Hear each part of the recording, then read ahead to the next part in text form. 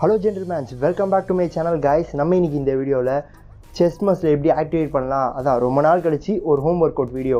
இந்த வீடியோல வந்து எப்படி வந்து chest muscle வந்து upper middle lower இந்த மூணு மசில் இருக்கு chestல வந்து அதை எப்படி கரெக்ட்டா ஆக்டிவேட் பண்ணி உங்க மசிலை வந்து எப்படி கெயின் பண்ணலாம் அப்படின்றத பத்தி இன்னைக்கு இந்த வீடியோல தெளிவா பார்க்க போறோம்.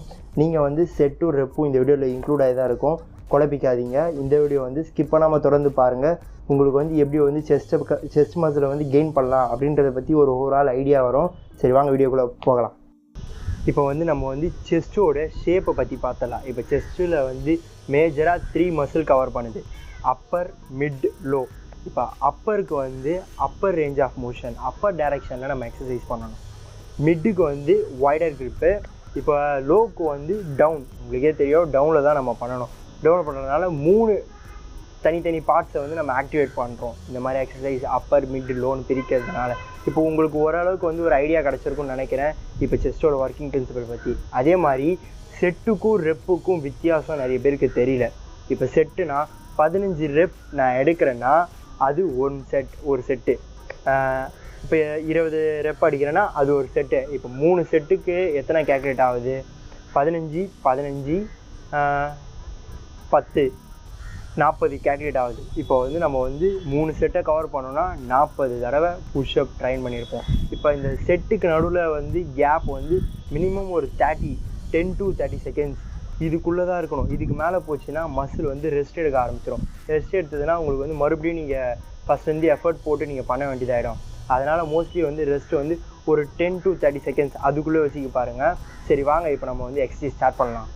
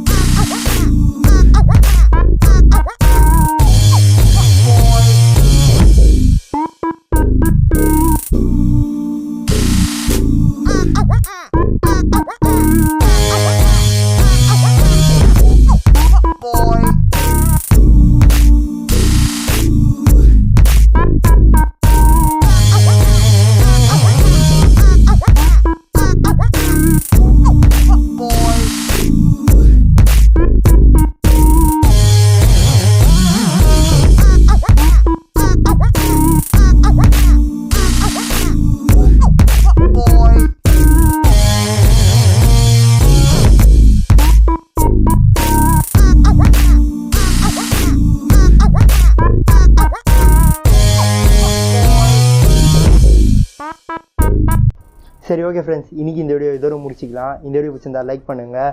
அதே மாதிரி மறக்காமல் கீழே இருக்க சப்ஸ்கிரைப் பட்டனை கிளிக் பண்ணி அப்படியே பக்கத்தில் இருக்க பெல் ஐக்கானையும் கிளிக் பண்ணுறேங்க. அப்போ தான் நாங்கள் போடுற ஒவ்வொரு வீடியோவும் உங்கள் ஃபோனுக்கு நோட்டிஃபிகேஷனாக உங்களை தேடி வரும். மறக்காமல் ஷேர் பண்ணிவிடுங்க. ஏன்னா பெரிய பெரிய சேனலுக்கே நோட்டிஃபிகேஷன் இஷ்யூ இருக்குது. நம்மளது வளர்ந்துட்டு வர சேனல், அதனால் மறக்காமல் ஷேர் பண்ணிவிடுங்க. அப்போ தான் மற்றவங்களும் நாலேஜை கெயின் பண்ணுவாங்க. இந்த வீடியோ பிடிச்சிருந்தா லைக் பண்ணுங்கள். இதை விட இன்னொரு வேறு லெவல் வீடியோவில் பார்க்கலாம் கைஸ். பாய்.